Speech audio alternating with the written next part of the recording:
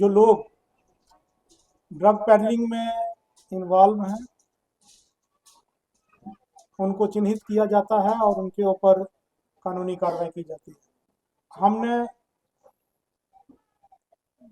ये कार्यक्रम करने के लिए ये वाली जगह इसलिए ढूंढी कि अगर हम अपना पुराना रिकॉर्ड देखें तो यहाँ पे काफ़ी एफआईआर रजिस्टर हुई है ड्रग पेडलिंग। जम्मू की बात करें तो ये रेड जोन में आता है। रेड जोन का मतलब कि किसी को भी पकड़ते हैं तो नाम सबसे पहले आता है जी राजीव नगर से लिया गया। हमने आपके इस मोहल्ले का सेंसस करवा दिया है। 170 घर हैं लगभग, और उसमें से 25 या 30 घर हैं जो इन चीजों में इन्वॉल्व हैं। हमें उन सबका पता है कौन क्या क्या कर रहा है। इस वक्त राजीव नगर में मौजूद है। इत ताजिक प्रोग्राम की तो गयो एसएसपी जम्मू भी मौजूद हा। इस प्रोग्राम में दरअसल करने को यो खास वजह ही ड्रग्स थानों पता है जम्मू कश्मीर में बहुत बता वो ड्रग्स के और फिल्म तक बने हुई। ये हम पीछे मेरे पोस्टर देखा हुआ ड्रग्स अवेयरनेस प्रोग्राम हो नुक्कड़ नाटक जड़ो है एक थीम का तौर पर की तो गयो। जम्मू पुलिस पुजी भी एसएसपी जम्मू आप पुजा वह लोगों को अवेयर करने वास्ते के सारो प्रोग्राम रियो के गलबात रही एसएसपी सर की अगे हम वीडियोज में देखांगा। ड्रग अवेयरनेस प्रोग्राम में आए हुए यहाँ के राजीव नगर के मौजूद मेरे कोलीग्स, मीडिया पर्सन्स,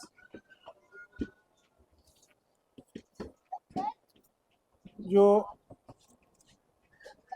ड्रग का इशू है आप देख ही रहे हैं कि डेली बेसिस पे जो जम्मू पुलिस इसमें कार्रवाई कर रही है और एफआईआर रजिस्टर हो रही हैं, लार्ज क्वांटिटी में सीजर भी हो रहा है और अक्यूज्ड पर्सन्स जो हैं उनको अरेस्ट किया जा रहा है। जो रिपीटेड ऑफेंडर्स हैं उनको पिट एंड डीपीएस के तहत डिटेन भी किया जा रहा है। साथ में प्रॉपर्टी अटैचमेंट भी, जो पैडलर्स हैं उनकी प्रॉपर्टी अटैचमेंट भी हो रही है। मैं आपको बताऊं कि जम्मू पुलिस की इसमें टू प्रोंग्ड स्ट्रेटजी है। एक तो ड्रग्स के बारे में अवेयरनेस जनरेट करना, इसके जो इल इफेक्ट्स हैं, उसके लिए ऑपरेशन पाठशाला के तहत डिफरेंट एजुकेशनल इंस्टीट्यूशंस में हमारे ऑफिसर्स जाके वहाँ पे स्टूडेंट्स को इसके जो इल इफेक्ट्स हैं उसके बारे में अवगत कराते हैं। साथ में ही जो लोग ड्रग पेडलिंग में इन्वॉल्व हैं उनको चिन्हित किया जाता है और उनके ऊपर कानूनी कार्रवाई की जाती है।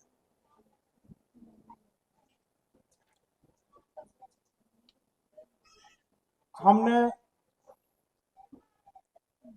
ये कार्यक्रम करने के लिए ये वाली जगह इसलिए ढूंढी कि अगर हम अपना पुराना रिकॉर्ड देखें तो यहाँ पे काफ़ी एफआईआर रजिस्टर हुई है ड्रग पेडलिंग। तो हमने ये सोचा कि सबसे पहले हम जो हमारे ऐसी जगह हैं जहाँ पे ज़्यादा प्रॉब्लम है पहले वही लोगों को जो है अवेयर किया जाए। यहाँ पे माताएं बहनाएं आई हैं। मैं आपको एक मैसेज देना चाहता हूँ कि सोसाइटी का जो सबसे छोटा यूनिट है वो फैमिली है, और फैमिली में अगर कोई ड्रग्स का इस्तेमाल कर रहा है तो ये ऐसे हो ही नहीं सकता कि फैमिली मेम्बर्स को पता ना हो। ये इम्पॉसिबल है, क्योंकि अगर बच्चा कोई ड्रग ले रहा है तो ऐसा हो ही नहीं सकता कि माँ को ना पता हो, क्योंकि जितनी मर्जी भी वो छुपा ले चीज़ों को, कहीं ना कहीं उसकी जेब से कहीं ना कहीं वो निकल ही आएगा। जब कपड़े धोएंगे तो निकल ही पता चल ही जाएगा क्या है इसमें। तो सबसे पहले जो फैमिली का जो रोल है वो बहुत अहम है। अगर आप टाइमली बताओगे नहीं तो बच्चा एडिक्शन की तरफ चला जाएगा। एक दिन ऐसी हालत हो जाएगी कि वो D addiction centre, rehabilitation centre में आपको डालना पड़ेगा। और अगर आप उसको पूछते हो जो उसके जो अर्ली सिम्टम्स हैं उसको आइडेंटिफाई करते हो और बच्चे को पूछते हो कि उसने कहाँ से ये उसको ये प्रॉब्लम जो आई है, ये कहाँ से उसने ड्रग्स ली है। अगर उसके बारे में आप पुलिस को बताते हो तो हम जो है उसको पकड़ के, जो पैडलर है उसको पकड़ के हम कस्टडी में लेंगे, उसके खिलाफ एफआईआर रजिस्टर करेंगे, उसको हम पीएसए में बंद करेंगे, पिटा डीपीएस में, उसकी प्रॉपर्टी अटैच करेंगे ताकि वो और बच्चों का जो है फ्यूचर जो है वो खराब ना।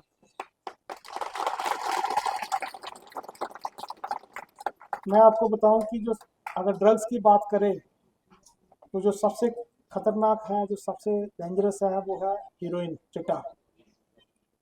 क्योंकि ये इसकी एडिक्शन बहुत होती है, इसका एक बार अगर लिया किसने तो फिर उसको बार बार उसकी उसकी डिमांड रहती है। और ये जो ड्रग है ये अफेक्ट करती है वर्किंग पॉपुलेशन को। आपने कभी किसी ने सुना कि 70 साल का कोई व्यक्ति है वो हीरोइन खाता है या हीरोइन का नशा करता है? अगर आप देखोगे समाज में, यहाँ पे देखो, कहीं और जगह पे देखोगे, तो जो जो हीरोइन का नशा करने वाले जो कोई 15 साल से लेकर 30-35 साल की पॉपुलेशन है, ये लोग हैं। और ये ऐसी पॉपुलेशन है जो 15 साल वाला है वो स्कूल में है, तो अगर वो इसमें प्रॉब्लम में है तो वो दूसरे जो आप अपने फ्रेंड्स हैं उनको भी वो अफेक्ट करेगा, उनको भी वो इसकी प्रॉब्लम हो सकती है, ड्रग की लत लग सकती है। और जब वो बड़ा होगा, अराउंड 25 साल के आसपास होगा, तो वो ऐसी एज में जाएगा वो उसका शादी विवाह करना है, चाहे मेल है या फीमेल है।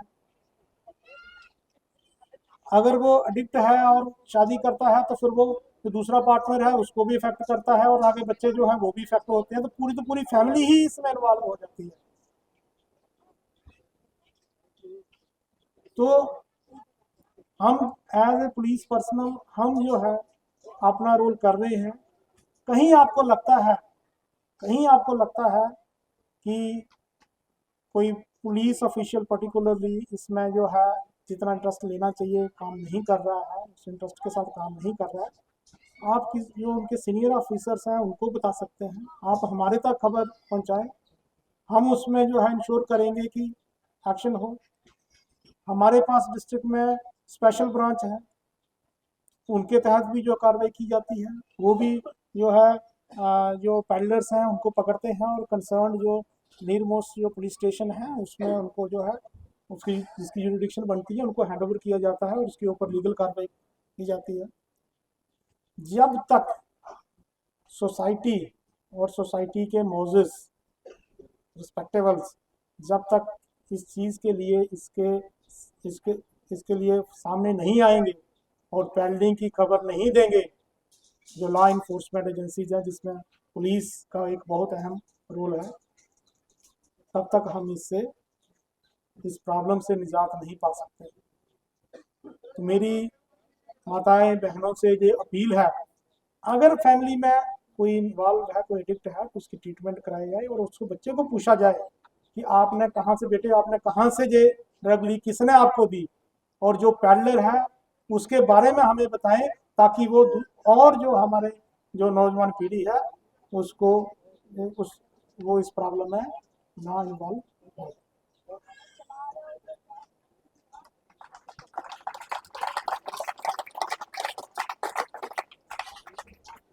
एज ए डिस्ट्रिक्ट एसएसपी मेरी यहाँ की जनता से ये अपील है, कई बार हम जब लोगों से बात करते हैं तो वो ये कहते हैं कि जनाब हमारा एरिया अच्छा है, हमारे लोग अच्छे हैं, हमारे यहाँ बच्चे भी अच्छे हैं, जो बाहर से कोई आते हैं तो वो यहाँ पे ये प्रॉब्लम क्रिएट कर रहे हैं, वो ड्रग पेडलिंग कर रहे हैं। अगर कोई बाहर का आपके एरिया में आता है तो आपको पता है उसके बारे में, आप हमें खबर दो ना, आप क्यों नहीं हमें बताते हैं?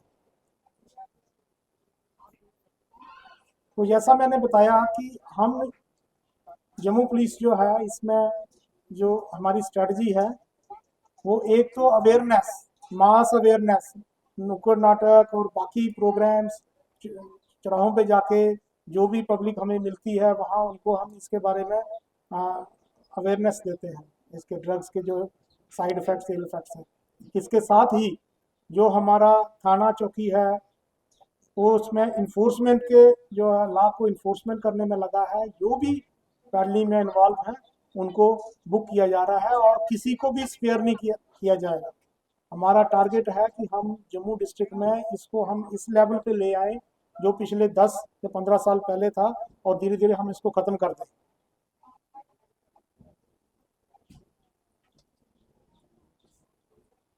तो ये ड्रग की जो प्रॉब्लम है, आपने देखा होगा कि ये पिछले कुछ सालों से ये बहुत बड़ी है। जब हम बच्चे थे हम उसको देखते थे, जब कोई कहता था कि वो बुरी आदतें हैं, तो बुरी आदतें ऐसा था कि वो क्रिकेट खेलता था बच्चा, था पूरा दिन क्रिकेट ही खेलता रहता था, तो पेरेंट्स कहते थे कि ये पढ़ता नहीं है, खेलने में ही नहीं। आज ये नौबत आई है कि पेरेंट्स ये कहते हैं कि क्रिकेट खेल ले बट ड्रग्स की तरफ ना जाए।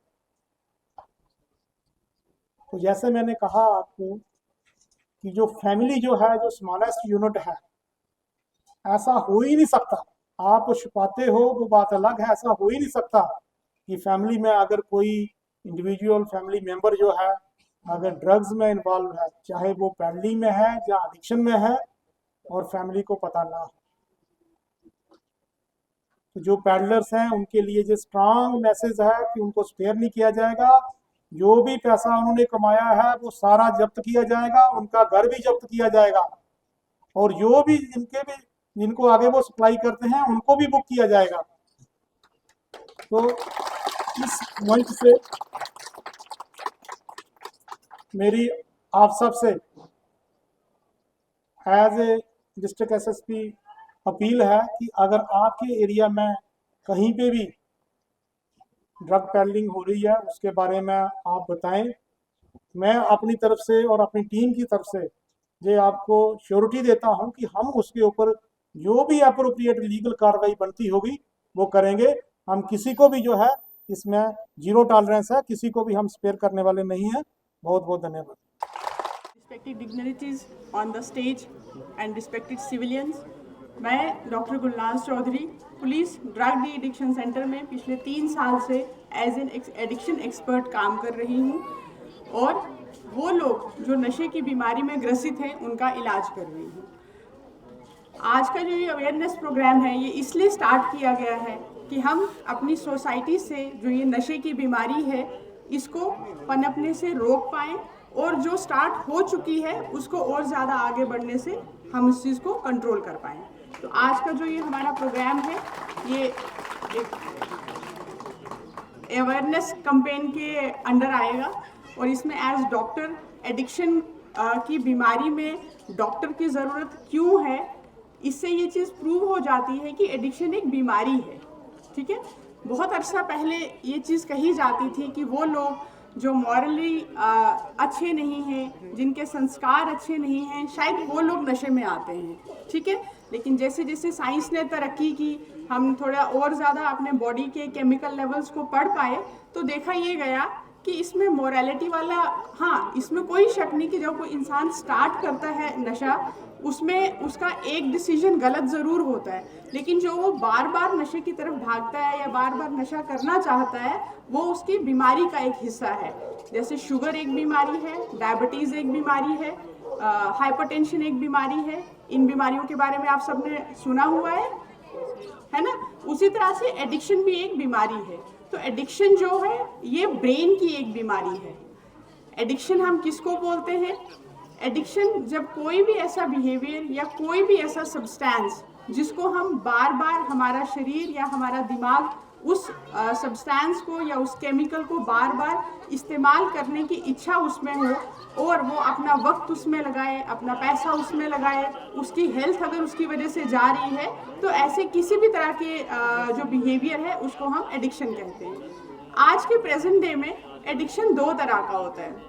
एक एडिक्शन वो है जिसमें हम कुछ सब्सटेंसेस यूज़ करते हैं, जिसमें हम चिट्टा, हीरोइन, शराब, सिगरेट, बहुत से लोग शू पॉलिश, स्नेक बाइट, ये है केमिकल एडिक्शन। लेकिन इसके अलावा जो आज की डेट में बहुत बड़ी एडिक्शन की बीमारी के अंडर आता है उसको हम बोलते हैं बिहेवियरल एडिक्शन। जो आज की डेट में स्क्रीन एडिक्शन जिसको हम बोलते हैं, स्क्रीन एडिक्शन भी बिल्कुल वैसे ही एडिक्शन है, वैसे ही ब्रेन को डैमेज करती है जिस तरीके से कि हमारा चिट्टा या शराब या सिगरेट या चरस दिमाग को डैमेज करता है। तो स्क्रीन की एडिक्शन, जो फ़ोन की एडिक्शन है, ये भी इसी तरीके से ब्रेन को जो है वो परमानेंट डैमेज करती है। तो एडिक्शन दो तरह की है, एक जो हम केमिकल्स यूज़ करते हैं और दूसरा हमारा जो बिहेवियर की एडिक्शन है। अब हम इसके बाद बात करते हैं कि कोई भी इंसान नशे में क्यों जाता है। क्या आप में से कोई मुझे बता सकता है कि नशे में जाने के क्या रीजंस हैं? कोई वॉलंटरली एक दो जवाब मुझे देगा कि क्यों कोई भी इंसान नशे में जाता है? कोई कुछ कहना चाहेगा इस बारे में?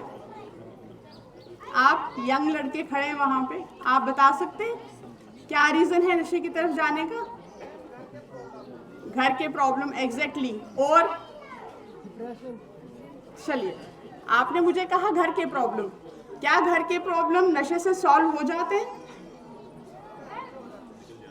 हो जाते हैं। जैसे चलिए, अगर आपको लगता है कि घर की प्रॉब्लम्स का इलाज नशा है, तो क्या आप ये चाहेंगे कि उस घर में जो पलने वाले बच्चे हैं वो कल को नशा करें? क्या आप ये चाहते हैं कि आपके आने वाले बच्चे, मान लीजिए आप अपने घर की प्रॉब्लम्स को सॉल्व करने के लिए नशा इस्तेमाल कर रहे हैं या नशा बेच रहे हैं, लेकिन क्या आप ये चाहते हैं कि आपके जो ये छोटे बच्चे यहाँ बैठे हैं ये नशे में जाएं?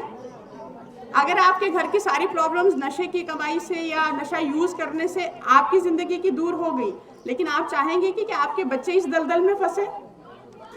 चाहेंगे? पहले इसका जवाब दें। तो अगर आप ये नहीं चाहते कि आपका जो छोटा बच्चा है वो नशे में जाए, तो आप अपने घर की प्रॉब्लम्स को सॉल्व करने के लिए कोई हेल्दी तरीका अपनाएं। अगर आप ये तरीका अपनाएंगे तो आपकी आने वाली नस्लें भी यही तरीका अपनाएंगी जो आप अपना रहे हैं। एग्जैक्टली। अब हम उस बारे में बात करते हैं, ठीक? तो आपके हिसाब से आपका जो यहाँ मोहल्ला है, जो लोग यहाँ पे, आपको लगता है कि आपके जो घर के इश्यूज है ये एक बहुत बड़ा रीजन है नशे में जाने का? आप सबको लगता है? उसमें क्या रीजन है? फाइनेंसिस, पैसा? ठीक है। तो अगर आपको लगता है कि अगर आपकी जिंदगी का पैसे का मसला थोड़ा हल हो जाए तो आप नशे की इस दलदल से बाहर आ सकते हैं। चलिए, ठीक। चलिए, अब हम मोटे मोटे तौर पे कुछ नशे के और रीजंस के बारे में भी बात करते हैं। नशे का सबसे बड़ा रीज़न अगर हम देखें तो जो नशे की लत में जो जनरेशन हम देखते हैं वो 15 साल से 35 साल के बीच की जनरेशन देखी जाती है, ठीक है? अब जब हम नशे के मरीजों को ट्रीट करते हैं तो 80 to 90% केसेस में हमने ये देखा है कि उनका चाइल्डहुड हेल्दी नहीं होता। उनके माँ बाप में लड़ाइयाँ हैं, उनका घर का माहौल अच्छा नहीं है, उनके घर का माहौल अच्छा नहीं है, उनकी मॉरल वैल्यूज़ या उनके संस्कारों पे काम नहीं किया गया। तो ये एक बहुत बड़ा रीज़न है। और अगर आप अपने घर की प्रॉब्लम्स को सॉल्व करने के लिए नशे का सहारा ले रहे हैं तो आप सोचिए, आपके बच्चे का चाइल्डहुड, उसका बचपन ख़राब हो रहा है, तो आप जो यूज़ कर रहे हैं या बेच रहे हैं उसका अगला निशाना आपकी अपनी औलाद होगी, और ये 110% श्योर है। तो इसका मतलब अपनी इन परेशानियों को हैंडल करने के लिए कोई और रास्ता हमने इख्तियार करना है। तो घर बच्चे का जो चाइल्डहुड है, बचपन है, अगर वो स्ट्रेस में है, एंजाइटी में है, अच्छी पेरेंटिंग में नहीं है, तो वो एक बहुत बड़ा रीज़न जो है वो जाता है, एक रीज़न बनता है बच्चे का एडिक्शन की तरफ जाने का। घर में अगर अब्यूज़ हो रहा है, बच्चा मारपीट हो रही है, उसकी माँ के साथ मारपीट हो रही है, और मैक्सिमम घर, जिन घरों में नशे वाले लोग रह रहे हैं उनके घर में मारपीट बहुत कॉमन है कि नहीं है?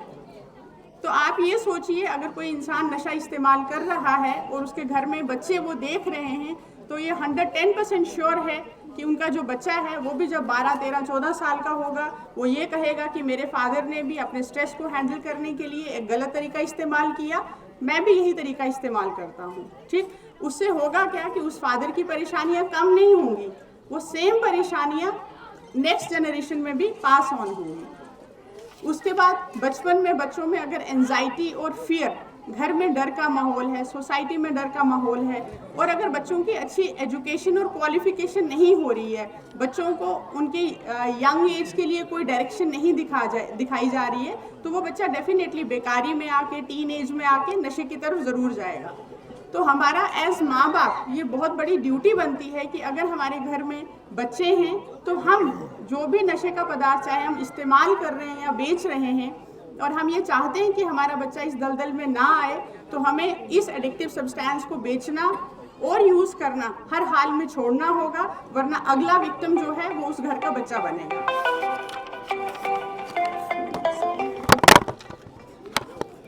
दूसरा रीज़न जो आता है, स्ट्रेस एक बहुत बड़ा रीज़न है एक नशे में जाने का। स्ट्रेस बहुत तरीके के हैं बच्चों में, जिसमें हम कह सकते हैं कि कोई एग्ज़ाम का स्ट्रेस है, फैमिली डिस्कॉर्ड का स्ट्रेस है, या उस बच्चे को कॉन्फिडेंस कम है, सेल्फ एस्टीम की कमी है, या उस बच्चे को स्ट्रेस को हैंडल करने की उसकी कैपेसिटी थोड़ी वीक है। इसके अलावा एक रीज़न आता है, इसको हम बोलते हैं पीयर प्रेशर। पीयर प्रेशर क्या होता है कि दोस्तों के दबाव में आके मोस्ट ऑफ द जो लड़का या लड़कियां हैं वो नशा करते हैं। उसका रीज़न क्या है? उसका बहुत बड़ा रीज़न ये है कि हम अपने दोस्त जब चूज़ करते हैं, हम चूज़ करते टाइम कोई क्राइटेरिया अपना फुलफिल नहीं करते कि मुझे कैसे लड़के से दोस्ती करनी है, मुझे कैसी लड़की से दोस्ती करनी है। हम मोस्ट ऑफ द टाइम देखते हैं उनकी पर्सनैलिटी, उनकी गाड़ी, उनका स्टाइल, और टीनेज ब्रेन को लगता है शायद यही जो है वो लाइफ, जो बेस्ट लाइफ है वो ये जी रहा है।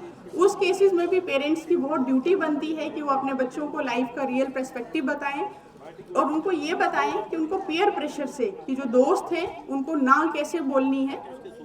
आप लोग जो यंग लोग हो, उसमें मैं आप लोगों को एक इसमें राय ये देना चाहूँगी कि आज नशा, स्पेशली जो चिट्टा है, वो बहुत कॉमन है। आपका हर दोस्त, दूसरा या तीसरा जो दोस्त है, आप देखेंगे कि वो नशा कर रहा है। आपको उसको लेके अपने माइंड में एक बात हमेशा याद रखनी है कि अगर ये इस दलदल में फंस चुका है, इसने अपने ब्रेन को एक बहुत खतरनाक बीमारी लगा दी है और मैं इस बीमारी का हिस्सा नहीं बनना चाहता। और दूसरा, आपने अपने दोस्तों को नो कहना सीखना है। अगर आप अपने दोस्तों को ना नहीं कह सकते, नो नहीं कह सकते, तो बहुत ज़्यादा चांसेस हैं कि आप पीयर प्रेशर में आके, दोस्तों के दबाव में आके जो है नशे की तरफ जाएंगे। एक तीसरा बहुत बड़ा रीज़न हमारा मीडिया का बनता है। मीडिया में भी माचो मैन या हमारे जो फिल्म इंडस्ट्री के सेलिब्रिटीज़ हैं, उनको भी दिखाया जाता है कि वो सिगरेट के साथ, शराब की बोतल के साथ स्क्रीन्स पे आते हैं और उसको हमारा जो यूथ है वो आइडियलाइज करता है। आइडियली तो ऐसी प्रेजेंटेशन मीडिया में होनी नहीं चाहिए, लेकिन आप लोगों को भी एज यूथ ये बात दिमाग में रखनी है कि this is not the real presentation of life. Life की हकीकत वो नहीं है जो ये स्क्रीन पे दिखा रहे हैं। तो आप लोगों को उसके बारे में उस चीज़ से उतना ज़्यादा इम्प्रेस होके अपनी ज़िंदगी में नशे के जो सब्सटेंसेस हैं उनको नहीं लाना है। एक यंग लोगों में बड़ा नया रीज़न होता है, उसको हम बोलते हैं नोवेल्टी सीकिंग, कुछ नया करने की इच्छा। आप यूथ लोगों में होती है कि नहीं होती है? कुछ नया ट्राई करने की इच्छा होती है? होती है। उसमें आप लोगों को ये याद रखना है कि जो यंग ब्रेन होता है, उस यंग ब्रेन में हमारा जो ब्रेन का एक फ्रंट का पोर्शन होता है वो बना नहीं होता। उसकी वजह से हमारा जो डिसीजन लेने की कैपेसिटी होती है 15 साल से लेकर 25 साल तक, वो बहुत कमज़ोर होती है। तो आपको 15 साल से लेकर 25 साल के बीच अगर आपको कोई भी फैसला लेना है, कोई भी नया काम करना है, उसको आपको अपनी बड़ों की सुपरविजन में जो है वो उनकी सलाह के साथ करना है, खुद नहीं करना है। तीसरा, ये एक बहुत बड़ा रीज़न नेक्स्ट आता है कि नशे की तरफ, कि नशे को लेके गलत सोच होती है। गलत सोच ये होती है कि नशा शायद मेरे स्ट्रेस का इलाज है, नशा मैं एक बार करूँगा तो फिर छोड़ दूँगा, क्या फ़र्क पड़ता है, कभी कभी तो करना है। तो जो इस तरह की सोच नशे को लेके यंग लोगों में या यूथ में है, उसको आप लोगों को बदलने की बहुत ज़रूरत है।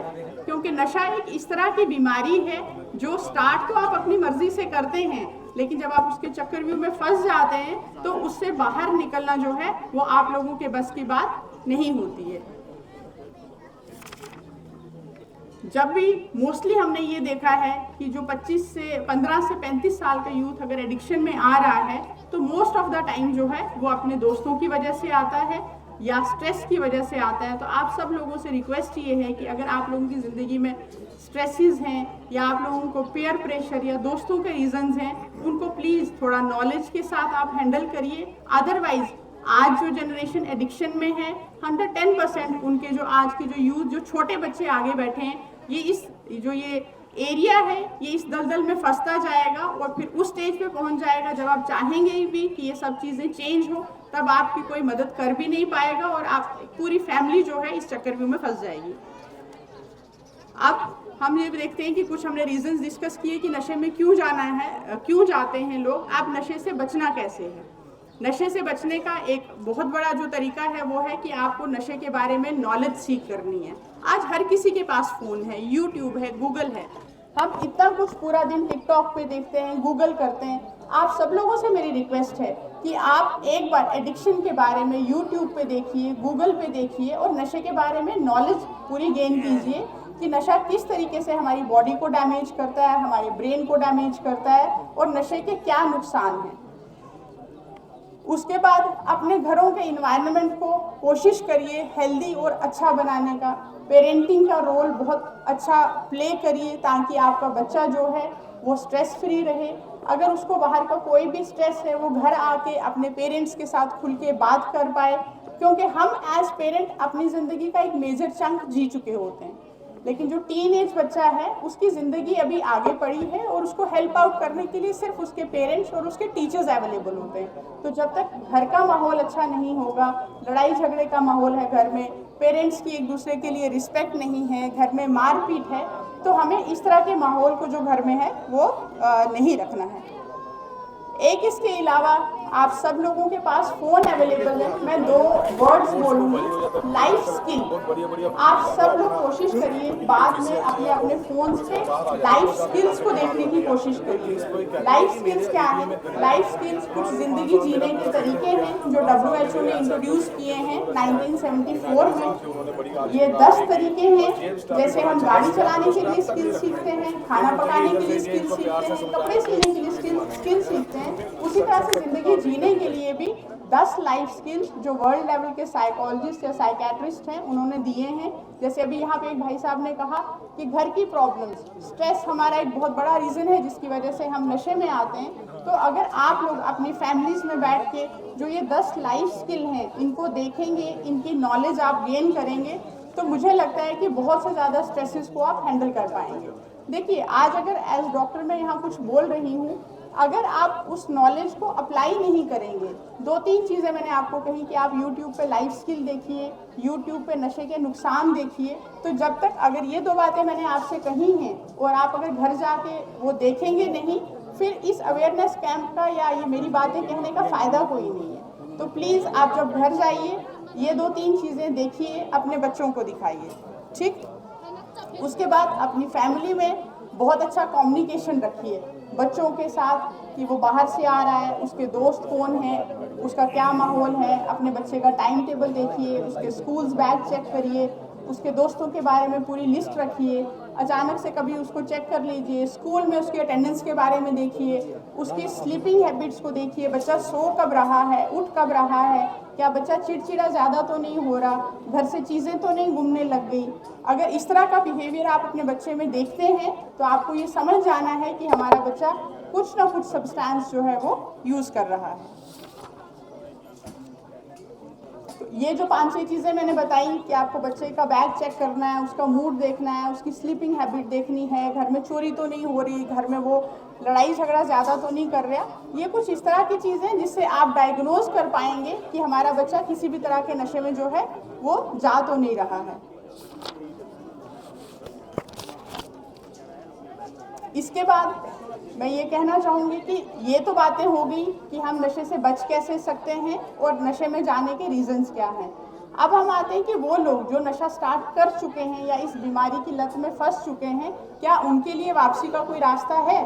तो डेफिनेटली उनके लिए वापसी का रास्ता है, और उनका जो वापसी का रास्ता है वो डॉक्टरी ट्रीटमेंट के साथ है। क्योंकि जब भी कोई भी इंसान एक लंबे अरसे तक कोई भी एडिक्टिव सब्सटेंस यूज़ करता है तो उसके दिमाग के बहुत सारे सेंटर्स होते हैं जो डैमेज हो जाते हैं, और उन सेंटर्स के डैमेज के लिए दवाइयाँ अवेलेबल हैं जिनसे वो जो सेंटर है उसका रिपेयर होता है, और ये जो तलब लगती है नशा ना करने की वजह से उसका इलाज है।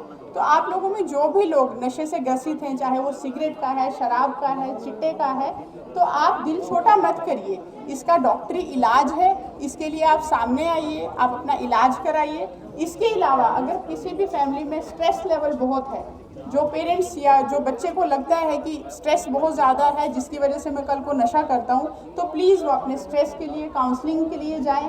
आप हम डॉक्टर्स के पास आ सकते हैं, काउंसलर्स के पास आ सकते हैं, लेकिन अपने स्ट्रेस को हैंडल करने के लिए एडिक्शन का सहारा मत लीजिए। एडिक्शन आपके स्ट्रेस को कम नहीं करेगा, एडिक्शन आपके स्ट्रेस को, आपकी परेशानियों को जो है वो बढ़ाता ही रहेगा। तो आप जो भी नशे में ग्रसित लोग हैं, शराब, चिट्टा है या सिगरेट है, उसका पूरा मेडिकल ट्रीटमेंट है जो 100% इफेक्टिव है, 100% इफेक्टिव है। चिट्टे के इलाज के लिए बहुत अच्छी दवाइयाँ आई हैं जिनसे एक बहुत अच्छा क्लियर ट्रैक रिकॉर्ड पेशेंट का देखा गया है, लेकिन सिर्फ इच्छा है आपके बदलने की। अगर आप अपने आप को बदलना चाहते हैं, आप ये नशा छोड़ना चाहते हैं, तो मैं आप सब लोगों को ये कहूँगी कि प्लीज़ डरिए मत, उन विड्रॉवल से, उस तोड़ से, उस तलब से डरिए मत, उसके लिए हेल्प सीख करिए।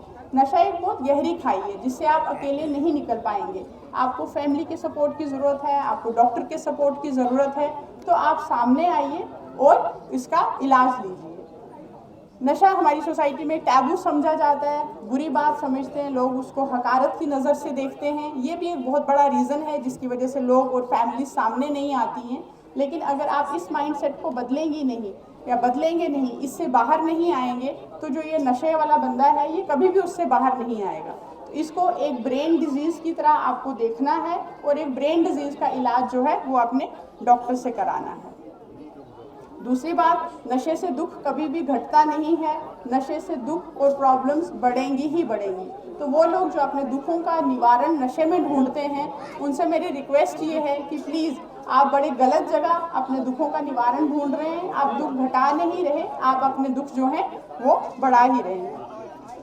और नशे को ख़त्म करने के लिए आप देखेंगे कि जेके पुलिस ने आज यहाँ पे अवेयरनेस कैंप ऑर्गेनाइज किया है, लेकिन खाली पुलिस या खाली डॉक्टर इस दलदल से बाहर सोसाइटी को नहीं निकाल सकते। इस दलदल से बाहर निकलने के लिए हमें कलेक्टिव एफर्ट करना है, जो आप लोगों की सपोर्ट के बिना पॉसिबल नहीं है। तो मेरी एंड में आप सबसे यही रिक्वेस्ट है कि नशा जो एक बीमारी सोसाइटी में बहुत कॉमन हो गया है, ये आपकी परेशानियों को कम नहीं करेगा, ये आपकी आने वाली जनरेशन को भी ले डूबेगा।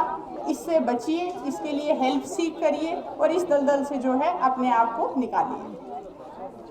एंड में अगर आप लोगों का एज डॉक्टर कोई सवाल अगर आप मुझसे पूछना चाहते हो तो आप पूछ सकते हैं। अगर किसी को कोई सवाल पूछना है तो हाथ खड़ा कर लीजिए। चलिए, thank you very much. Respected SSP Jammu Shri Vinod sir, SSP Rajinder Katoch sir, doctor Gulnaz Chaudhary, SP south Ajay sir, जो नुक्कड़ नाटक की टीम है जिन्होंने आज आप सबको यहाँ पे अवेयर किया, राजीव नगर के सदस्यों, मकसद सीनियर ऑफिसर्स का यही था कि इस इलाके को इसलिए चुना जाए कि जम्मू की बात करें तो ये रेड जोन में आता है। रेड जोन का मतलब कि किसी को भी पकड़ते हैं तो नाम सबसे पहले आता है जी राजीव नगर से लिया गया। हमने आपके इस मोहल्ले का सेंसस करवा दिया है, 170 घर हैं लगभग, और उसमें से 25 या 30 घर हैं जो इन चीज़ों में इन्वॉल्व हैं। हमें उन सब का पता है कौन क्या क्या कर रहा है। जैसे सर ने बताया कि हार्श हैंड से जो है उनके साथ हिसाब किताब किया जाएगा। आप सबको मेरी रिक्वेस्ट है कि इस इलाके को ख़राब मत कीजिए। आपके छोटे छोटे बच्चे हैं, इनका फ्यूचर ख़राब मत कीजिए। कोई भी इस गंदी चीज़ में पड़ के, या तो आपको लगता है आप गाड़ियाँ खरीद लोगे, घर खरीद लोगे, ज़रूर खरीदोगे, लेकिन उसको हम सीज करेंगे, उसको हम गिराएंगे।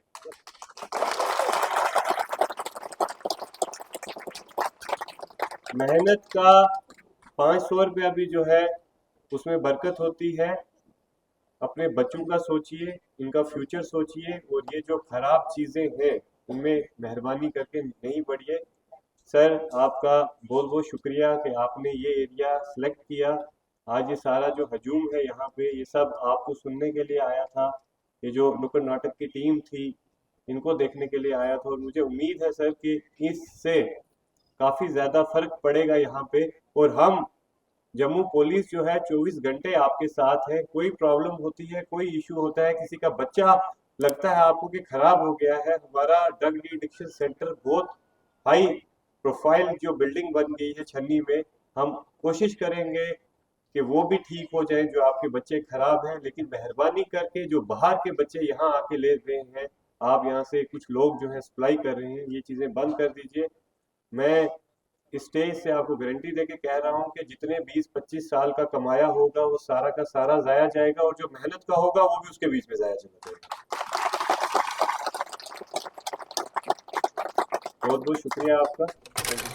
ਰਾਜੀਵ ਨਗਰ ਵਿੱਚ ਤਾਂ ਮੌਜੂਦ ਹੈ। ਤੁਹਾਨੂੰ ਸੁਣਾਇਆ ਮੈਂ ਕਿ ਇਹ ਕਿਸ ਤਰ੍ਹਾਂ ਨਾਲ थाने देखो लोग भी किन्नी तादाद में मौजूद है। एसएसपी जम्मू का कुछ अल्फाजा में थाने नोट की तो उन्हें अपने अल्फाजा में ये साफ किया कि अगर थाने ड्रग्स को 2 रुपया भी कमाया किसी काम का नहीं, 1 रुपये मेहनत को कमाया वो बहुत मायने रखे। मतलब अगर हम करोड़ों की जायदाद भी कमा लिया, गड्डी कमा लिया, कुछ भी कमा लिया, एक दिन ना एक दिन वह किसी हाथ चढ़नी है, फिर वह किसी काम की रहनी नहीं है। मेहनत को कमाए वो पैसों किते नहीं जान लगे, मेहनत करो कमाओ। बाकी जड़ा इन पुट्ठा कामां विच पिया वा ड्रग्स नूं ले गए और भी पुट्ठा सीधा कामां नूं उन्हों जड़ो है सरेंडर कर छोड़ो। बाकी उन्हें तो दस्यो भी है कि आने जड़ा है एरिया नूं पतो भी है इस एरिया में किन्ना घर है, किन्ना घर उन्हें टारगेट किया वे भी सुनाया। बाकी थारो इसके बारे क्या कहना कमेंट सेक्शन में जरूर सुनाइए, और भी इसी तरह की मजीद अपडेट ले जुड़े रहो हमारे नाल, देखते रहो हमारा चैनल।